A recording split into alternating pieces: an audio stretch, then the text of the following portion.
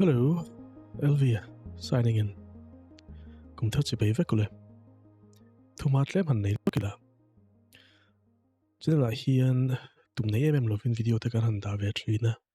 Gameplay te, là PC làm video te. Xuân dâm duy te em lo vin kan ti dù gì mấy mấy à. Bụt sang video xiêm ni berang chứ. Bụt bera chuan PC te computer le kai nổi làm hi tùy bùi vẽ bè vàng hiền. Hết tiếng làm xin li ken vẽ na sa. Lang sar zu la Gamers Nexus te. Hardware Unbox te, Jace Jusens, Linus Tech Tip ti tlangin. Ma se voin tlang hian hetiang lam channel hi kan mizo YouTubers lama hian kan nei em lawa. He wangpo hian PC lam chanchin thar lein kai hruina ba ka zir ho nan. Tech channel pa ngai deuh taka kan kalpi ve hi han tum ru ve dawa. Toy zongin.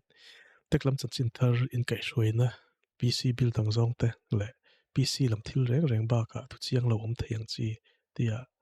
misconception kan tiang te in sil fianak thlenga khu kim vek thei turin channel hi kalpui kan tumanga video te po arem chan thei tanang berzelin ni tinemo nikhat tanemo kartin ang zong po roin update vezel tun kalin be sei don nia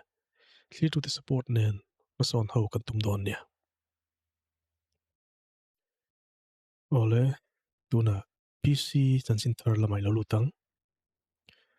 Consumer Electronics Show emo kan hriat la dan zok CES 2025 event hi tunai khan manzo chi ania hemi a hian thil tharan ron the chuak trawa chumi zinga chuan PC lam chanchin soi tur om nuala chung ho chu kan wen ho don ani tun kuma hian video lam atang hian graphic card thar om nual dona Grace Blackwell ti code name ron puin 5000 series graphic card hon chuak don ani tuna hian graphic card pali naron tar langa chung ho chu 5070 5070 Ti 5080 le 5090 tan dia an man hi tala nang hian 5070 hi dollar zanga somli pakuani in kenia chuan cheng sing sari borvel ni mela 5070 Ti hi dollar zasri somli pakuani in helampanga chuan cheng sing kwa sangruk borvel ni mela 5080 hi dollar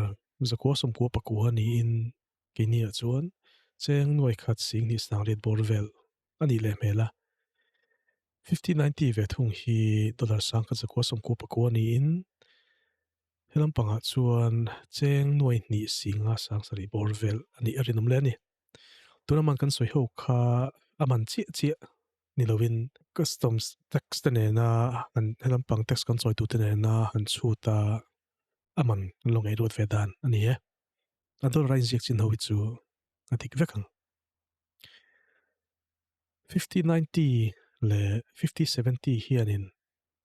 chanchin ron nei hal no maya 5090 hi tuna graphic card omsa 4090 aleta chak tura soyani line 5070 hi 4090 anga chak nia soyani bok heng hi chu gaming performance lampang ngai thenga mai su ti rualin thu chiang chu lom lem lowa mi chanchin vel po hi soi chen na le arin thu an soi zel na video po la sim zom leng chu soi tu na tam khop mai atot le chuan en video chuan graphic card lamba ka hian AI laptop anon the chuak vele boka henga hian graphic card thar ho hi mang tel turin nan soya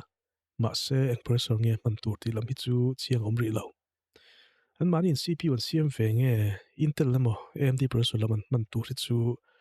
thu chiang lo omri lo a graphic processor hi chuan AI na tho lam atran pui hle tur soi ni bok adot le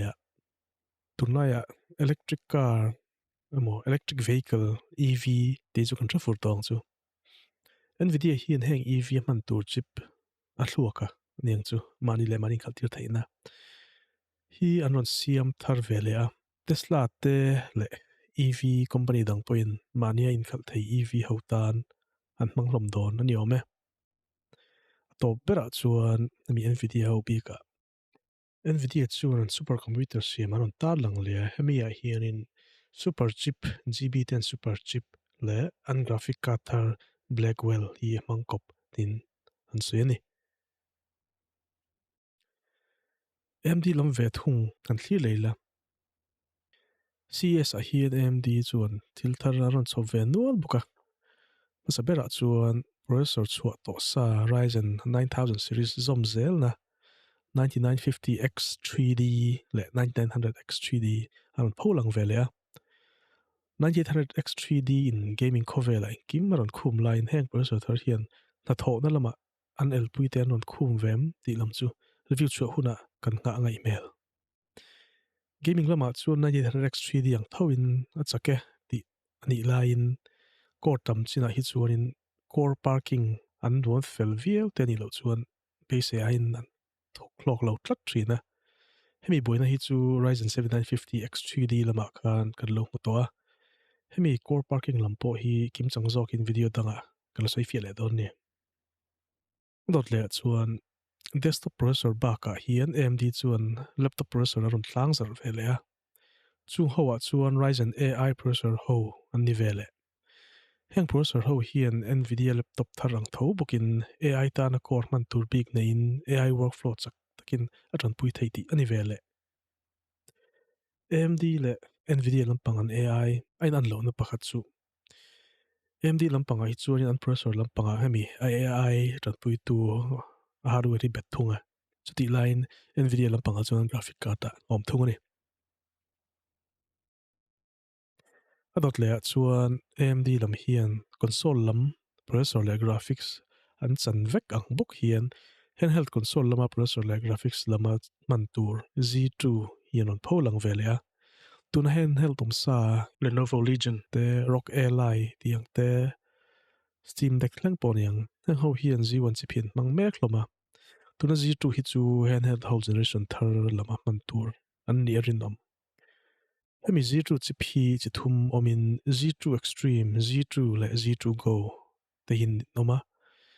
Z2 Extreme hi processor core riat le hyperthreading core som paruk nein 5 GHz kai thaya apo reizat hi 15 atanga 35 watt in graphic core hi som paruk nei ni Z2 pa ngai hi core riat processor core riat le hyperthreading core som paruk nein 5.1 GHz kai thei thunga 15 watts to 30 watts power 8 thei thunga 5 watts so tlem hlat extreme hian nga se GPU core hi som pani nei thung ni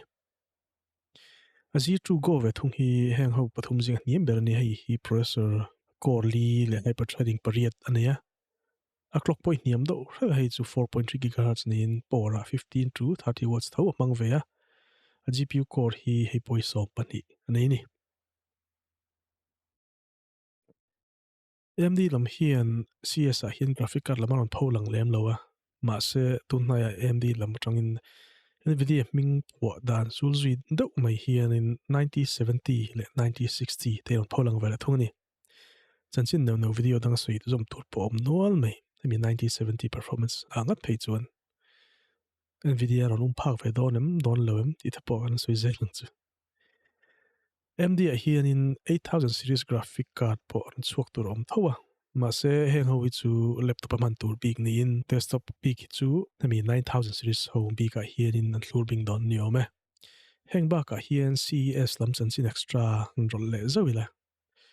CES a hian VLC kan tra furo ma VLC chu VLC hian thil thar anon pholang ve tlat me automated AI subtitle ti in VLC manga video play pianga AI manga video play lai tan a subtitle lo siam zeu thei don ni ome internet man tel ngai mi lovin offline in ama software khan keng tel vekani ome katizong kha PC chanchin thar kan ron ta lan thei chu ni se video hi ilo hlok pui riat chuan comment lama ngai dan te lo tho vela video hi min lo like sak vela channel hi min lo subscribe sak ve don nia le peka kain mule thep don nia Elvia signing out